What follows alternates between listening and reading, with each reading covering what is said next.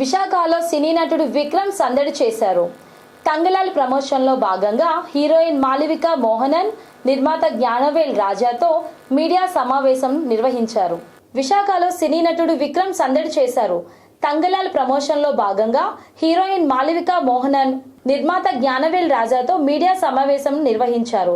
ఆయన టైటిల్ పాత్రలో నటించిన ఈ పాన్ ఇండియా సినిమాను రంజిత్ తెరకెక్కించారు.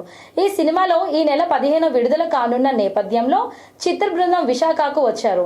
స్వాతంత్రానికి పూర్వం కొలాల్ గోల్డ్ ఫీల్డ్ లో జరిగిన వాస్తవ సంఘటనల్ని ఆధారం చేసుకొని ఈ చిత్రం తెరకెక్కించారు. పిచ్చి కదా cinema, you can't explain it.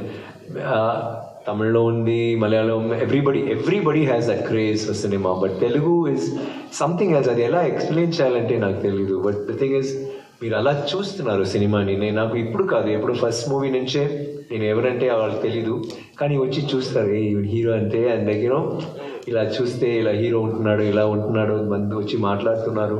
I will always wonder ఎక్కడ వెళ్తే కొంచెం పాపులారిటీ వచ్చిన తర్వాత చూస్తారు, మాట్లాడుతున్నారు. ఇక్కడ అలా కాదు. I don't know how it is the way you love cinema. And India is the biggest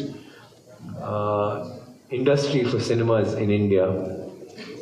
కానీ in India the biggest industry for cinema is Telugu. Sir, one thing, sir, what is the strategy you follow while picking the stories?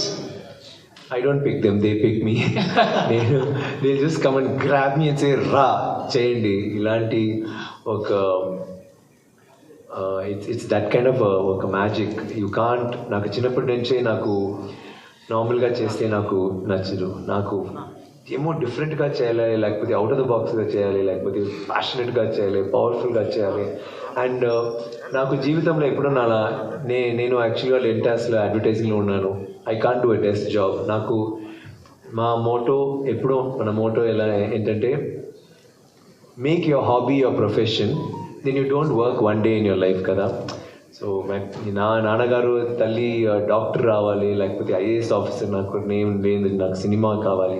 So cinema నటన అయిన తర్వాత నేను నా sun చెప్పాడు, ఏంట్రా చదువురా, నీ doctor రావాలి, లేకపోతే ఎయిర్ ఫోర్స్ ఆఫీసర్ రావాలి, ఎయిర్ ఫోర్స్ పైలట్గా, లేకపోతే police officer, or you know stuff like that, you can become any of that.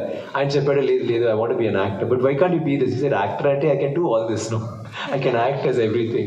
So I think cinema is like that. You can always do something, be somebody else, and అది చాలా ఇంట్రెస్టింగ్గా ఉంది, which is why I like doing roles like that.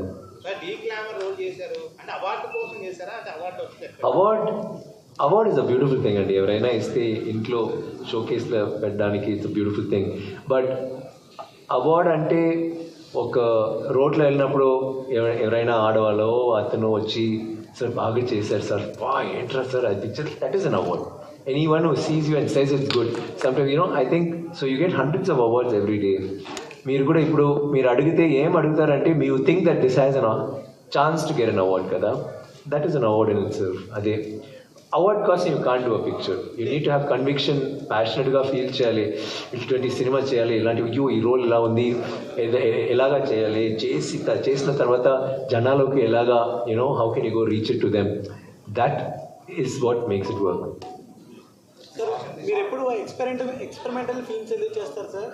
ఎందుకంటే ఏ hero కూడా అన్ని experimental films చేయరు, అంటే ఆ ఫిల్మ్ యొక్క ఎఫెక్ట్ నెక్స్ట్ ఫిల్మే కూడా పడుతుంది కదా కొన్నిసార్లు. ఐ థింక్ ఎక్స్పెరిమెంటల్ అంటే I try to do a mix. Experimental film పెద్దగా చేయాలి, యూనో, ఇట్స్ లైక్ దాట్. ముందుగా I use to do smaller films. ఇప్పుడు నాకు ఏంటంటే ఇలాంటి పిక్చర్లో, పెద్ద పిక్చర్లో ఇలాంటివి చేయాలి, you know, and work with lovely directors. ఇక్కడ Rajamouli and all of them, like I mean there such good directors, Sukumar, you have such work with them and వాళ్ళు కూడా ఎక్స్పెరిమెంటల్ ఫిల్మ్స్ చేస్తున్నారు, కానీ they have a commercial tune to it, no, which is what that's the music we hear. So there is, అలా చేయలేకపోతే it's boring కదా. Same just మీరు రోజు desk వెళ్ళి రాసి it's very boring. But you can write. మీరందరూ journalist, మీరు కూడా ఊరికేని ఏదైనా రాయాలి, కానీ డిఫరెంట్గా రాయాలంటే మీరు ట్రై చేస్తారు కదా, సేమ్ థింగ్. గతంలో నిర్ణయించినట్లుగా రెవెన్యూ సదస్సులను సెప్టెంబర్ మొదటి వారంలో నిర్వహించనున్నట్లు మంత్రి అలగాని సత్యప్రసాద్ తెలిపారు. చిత్తశుద్ధితో ప్రజలకు మంచి పరిపాలన అందించాలనే లక్ష్యంతో రాష్ట్ర ముఖ్యమంత్రి శ్రీ చంద్రబాబు నాయుడు పనిచేస్తున్న నేపథ్యంలో ఉద్యోగుల బదిలీల ప్రక్రియ పూర్తి అయిన అనంతరం రెవెన్యూ సదస్సులకు నిర్వహించాలని నిర్ణయించడం జరిగిందన్నారు. క్షేత్రస్థాయిలో పనిచేసే పాత అధికారులతోనే ఈ సదస్సులను నిర్వహిస్తే సరైన ఫలితాలు రావని, ప్రజలకు న్యాయం జరగదని ప్రభుత్వం భావిస్తూ ఉద్యోగుల బదిలీల ప్రక్రియ పూర్తి అయిన తర్వాత కొత్త అధికారులతో ఈ సదస్సులను నిర్వహించాలని నిర్ణయించినట్లు మంత్రి తెలిపారు. కొత్త అధికారులు వచ్చిన తర్వాత రెవెన్యూ సదస్సులు చేస్తే బాగుంటుందని చెప్పేసి సెప్టెంబర్ మొదటి వారానికి వాయిదా వేయడం జరుగుతూ ఉంది. ఎందుకంటే ఒక శాంక్టిటీతో, చిత్తశుద్ధితో ప్రజలకు మంచి పరిపాలన ఇవ్వాలనే లక్ష్యంతో చంద్రబాబు నాయుడు గారు పనిచేస్తూ ఉన్నారు. కాబట్టి అందరూ కొత్త అధికారులు వచ్చిన తర్వాత, ఎందుకంటే పాత అధికారులే అక్కడే ఉండి వాళ్ళే తీసుకుంటే కూడా ఇబ్బందిగా ఉంటుంది. కాబట్టి అంతా ఈ ట్రాన్స్ఫర్ల ప్రక్రియ అయిన తర్వాత 45 రోజుల పాటు ఎక్కడెక్కడైతే ఈ భూమి మీద జరిగినటువంటి వివాదాలు ఉన్నాయో, లేకపోతే రీసర్వేలో జరిగినటువంటి తప్పిదాలు ఉన్నాయో వాటిపైన ఉన్నటువంటి ప్రతి గ్రీఫ్ కూడా తీసుకున్నాం. దాని తర్వాత 45 రోజులు దానికి ప్రత్యేకంగా రెక్టిఫికేషన్ పెట్టాం. ఈ యొక్క 45 రోజులు, మొదటి 45 రోజులు ఎప్పుడైతే అజీలు తీసుకుంటా ఉన్నారో అప్పుడు కూడా జిల్లాకు ఒక నోడల్ ఆఫీసర్, ఒక ఐఏఎస్ అధికారిని వేయటం. తర్వాత ప్రతి గ్రామంలో జరుగుతున్నటువంటి పనితీరు అందరూ అధికారులు మంత్రులు కూడా పర్యవేక్షించుకోవటం ఒక పకడ్బందీ కార్యాచరణగా ఈ యొక్క రెవెన్యూ సదస్సులు జరగబోతూ ఉన్నాయి.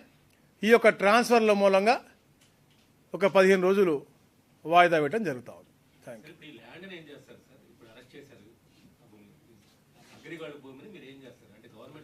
It is